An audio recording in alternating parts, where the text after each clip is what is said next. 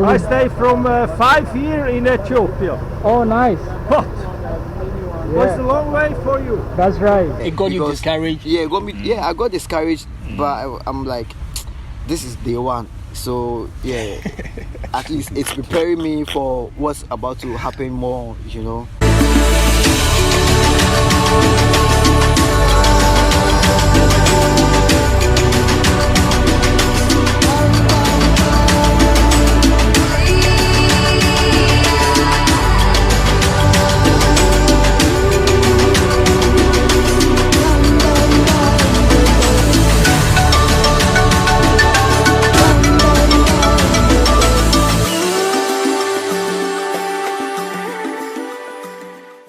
Also on the campaign.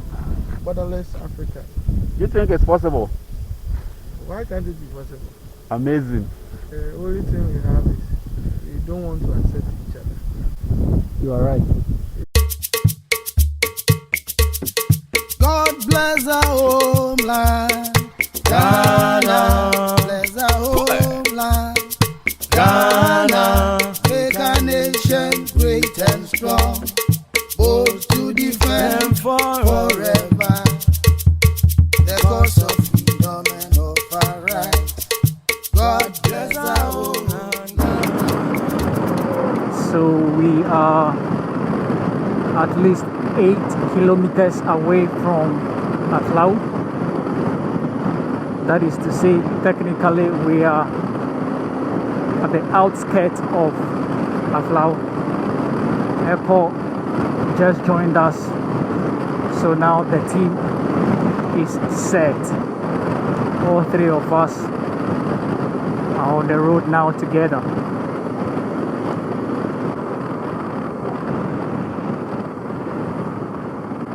First border engagement soon, and first country soon, Republic of Togo.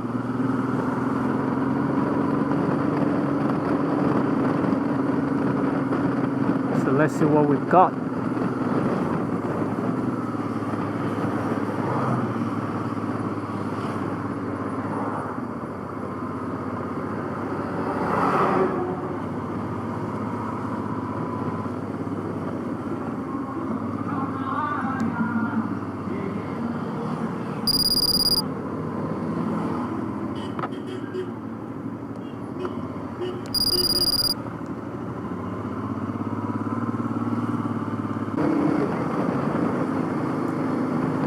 Welcome to Aflau, Ghana's last major town to enter Togo in the southeast, and it's exciting.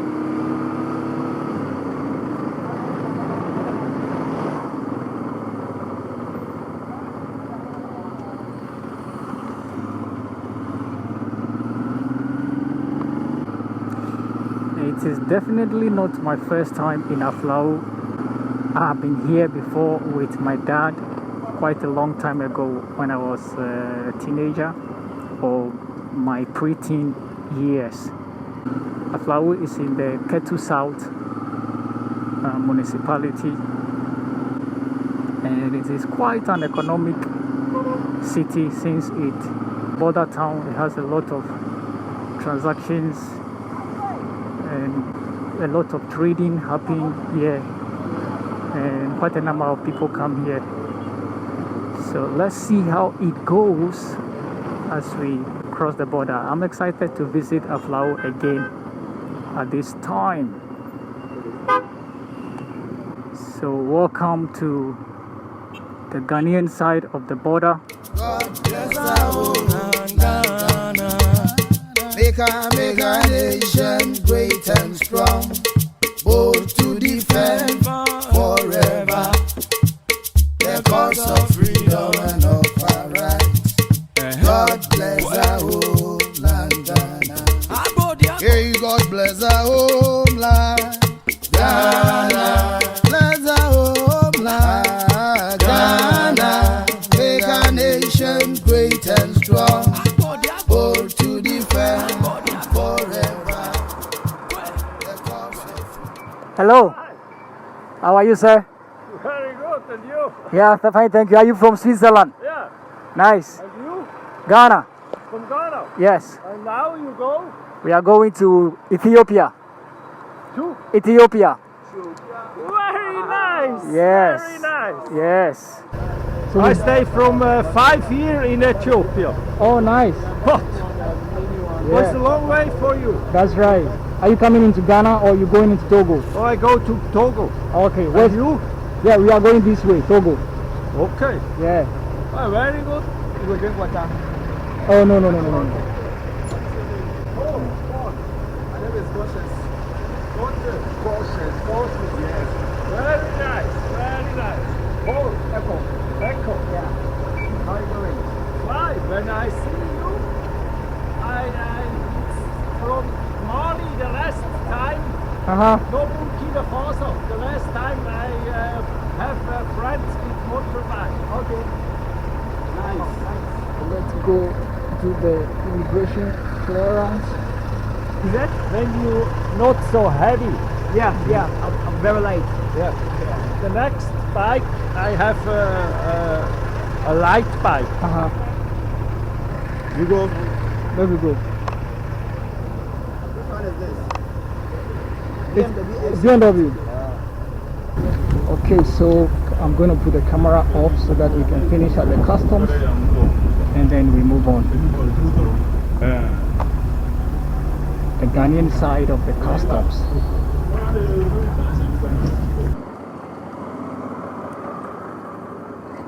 We are done at the customs. The motorbike has been checked. So we are going to the immigrations to have our travel documents, our passports and other things stamped. I guess we are here.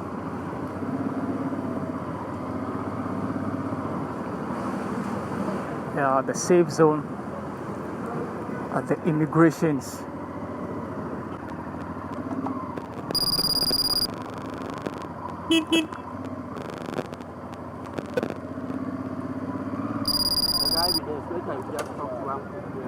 Okay. Hello. Yeah. I met you on Facebook. Fijep. F-I-E. I told you when you come to Togo, I'm a major lawyer. I will work on you. Sure. Yes. Sure. By God, you know, I'm in Accra and by coincidence, like this. Talk about your business to me. Your plan. We are just on a tour campaign, Borderless Africa. Exactly. Open borderless or make soft borders. I do it finish. Okay. Okay. We meet on internet. Okay. Man. We arrived at the border after 1, I think 1:30. As we are thinking about Borderless Africa, it's really not pleasant. We paid 5,000 CFA for each person. So in all, we paid 15,000 CFA for entry, our passports to be stamped. And with that aside, we paid 10 cities each, which is 30 cities for our yellow fever, they said meningitis, and then for the laissez-passer for the motorbikes, 2 bikes, we paid at least 18,000 CFA, 9,000 for each bike. That is absolutely outrageous. Not good. But having said that, welcome to the Republic of Togo. We are here to see what we can do in Togo. Our own people. We know our Togolese people will welcome us. So big ups to you, our brothers and sisters in Togo. We are here to celebrate Togo with you.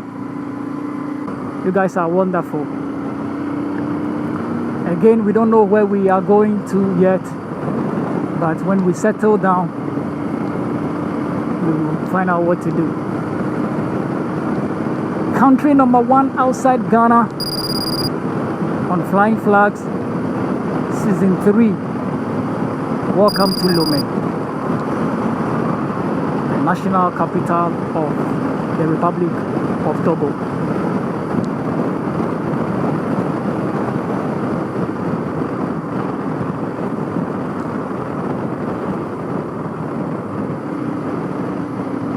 The only meal I took today was cold chocolate with bread,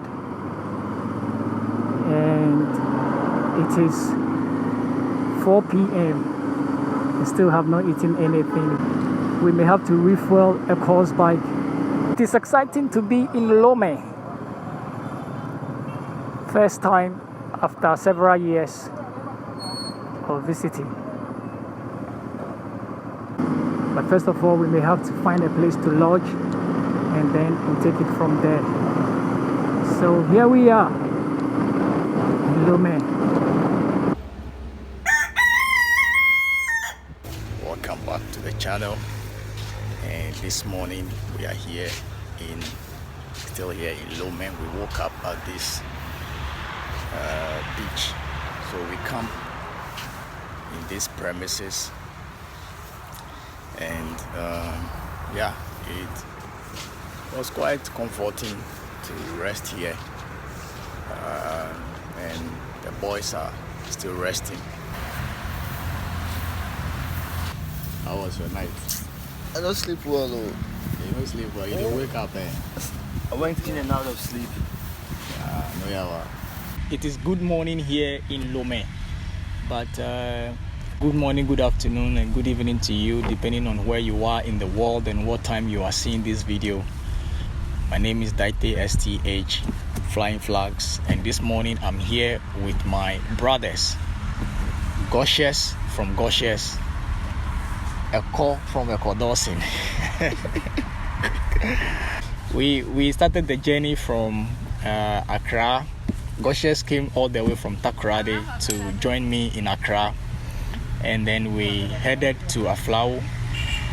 Eko traveled all the way from Bogatanga, a lot of drama on his way, but finally made it to Aflao to join us, and then we came into Togo yesterday.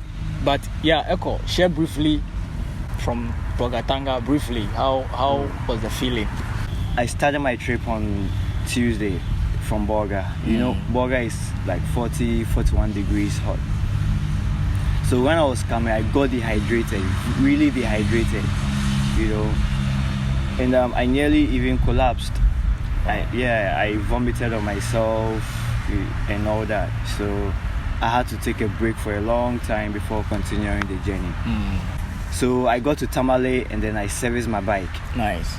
Yeah, so I did some few changes, changed the oil. There was a leakage somewhere. I had to fix it, the oil, some parts, and some few other things. So yeah, so I serviced my bike in Tamale, and then from Tamale straight to Bimbila, which was almost like I think almost 5 hours. Yeah, straight to Bimbila. So I rested in Bimbila, and then from Bimbila I went straight to Dambai, and then from there I went through the beautiful caves in the Volta region. Nice. I think that was my favorite part. Okay. And then I went to meet the rain, and then passed the rain again, and then rested in Ho, and then met you guys on our way here, and then we came to the border. Nice. So yeah, that was how my journey was. King Goshes. Of course, we had done the 16 regional tour. We started a country tour in Ghana, visiting all the 16 regions. And then after, I think the only person we were waiting for to be ready was Eko. Then Eko, we had an alert that Eko is going to be ready soon. And I started off the journey from Takoradi, came to you, and then we did some few errands in town, buying the those remaining things that we need for the journey. That's right. Yeah, and then after we just hopped on the bike and made our way to the goal was to get to the border on, is it Thursday? That's right. Yeah, but we couldn't, so we made a stopover, sleep at Adan, And then the following day we continued and waited for a call at Togo, and he joined us and straight to the border. And this is us in Togo. Nice one. Yeah, so I think it has been kind of a dramatic journey so far, coming from different parts of the country and then joining in together to be here. Eko, was that your first longest journey alone, like solo ride from Boga to Aflau? Was that the longest you have done all by yourself? Yeah, it was. I think it's my longest journey so far as a rider. And then using my 200cc bike, I really got to understand how the bike works. How do you use the bike to that extent before? So doing this long journey made me to understand the capabilities of the bike. Right. Amazing. But I know, for Gorgeous, I know you have crossed Togo before, but this is the first time you are coming on a motorbike. Yeah, sure. I mean, even being on a motorbike, like an extensive one, not like crossing a border on a motorbike, but motorbike as a medium of transport. This is the first time I've actually have an extensive access, like extensive transport on a motorbike. Yeah, not even in an internal rounds. I mean, I don't even use it for an internal rounds when I'm back home. Amazing. All right, but okay, now talk a bit about your experiences at the borders. I know it was quite dramatic. Not too many details, but your first impression getting to the border and what we are up to as brothers on Borderless African campaign, and also to tour the continent and show our friends what the continent has and can offer. How did Togo welcome you yesterday? How did you feel, Eko? So, and of course, it was your first time crossing the border on a motorbike. Yeah. Okay. How was that? So on the Ghana side, it was easier, like getting the stamps, checking the bike. Of course, details. you're Ghanaian. But no, with me, I think in terms of like personality and all that, our officers are really doing good at the post because they were educative. Because at some point, the details on my bike, my chassis number had one missing number, and then she had to call me and then tell me that it's not tallying. So we had to confirm the chassis on the bike and then we put that number back. So she did that correction, and then she educated me on like why it's very important to make that correction to avoid further altercations ahead. So I think that part they really did amazing because I was educated. Then crossing to the other side, which is the Togolese side. With me, I would say it was more aggressive. I don't want to go into much details in the sense that we are all trying to build one Africa. So maybe later on where we can talk about the details. But with me, the aggressiveness was a lot because at the end of the day, we are all Africans, and this is an international border. You have to communicate in a way where it's comprehensive and understandable, even if you don't understand the other language. There are other means to communicate. I appreciate that. Thank you, brother, for sharing your thoughts. And I must say it was a sad experience, really, and I'm sorry for that. On behalf of the Togolese. One more thing too. So I got anxious a bit at some point because I asked myself, like, is that really necessary? Like, Charlie. But as in, was this trip really necessary for you? For me, it got you discouraged. It got me. I got discouraged, but I'm like, this is day one. So at least it's preparing me for what's about to happen more. So but anyway, we still crossed and it was all good. So I think we're good. Nice. For me, it was a nice experience to me though. And I've crossed the Togo border before, but just that I didn't use this border. I understand that if you've been to Togo before and you can prove it in your passport, I mean, you are allowed an entry. You don't have to pay anything. But it's even weird to me the fact that you have to pay something for your first entry into a country like West African country. West African country. You just have to pay for the first entry, and which is okay. I mean, if that is their rule, but the fact that if I use this border and I paid that amount of money, and this time I'm not using the same border, I'm going to use this different border, I have to pay the same money at that different border. It's I mean, it's weird. And I could mention something about aggression. I think the aggression comes in when maybe you're trying to find an explanation to something you don't understand, and it becomes a bit like, why are you asking questions? I mean, this is it.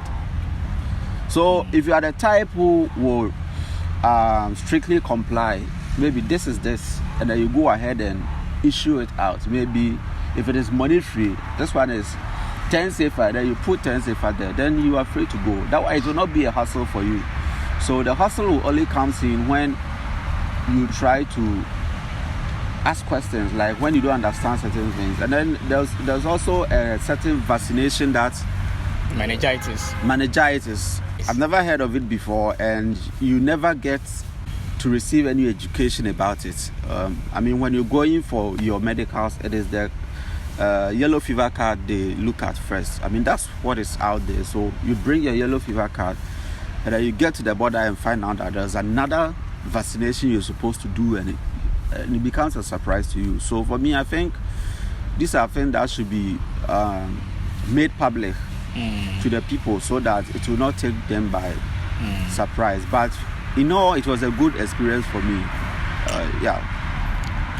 I remember last night, while as we came and we were chatting, you made a statement about how within an hour you got so discouraged, and then a few minutes I think later, I was discouraged about the fact that accommodation wise, I mean, looking at where we were going to sleep and all that, it wasn't really that comfortable for me, because here where we are sitting is where we actually camped.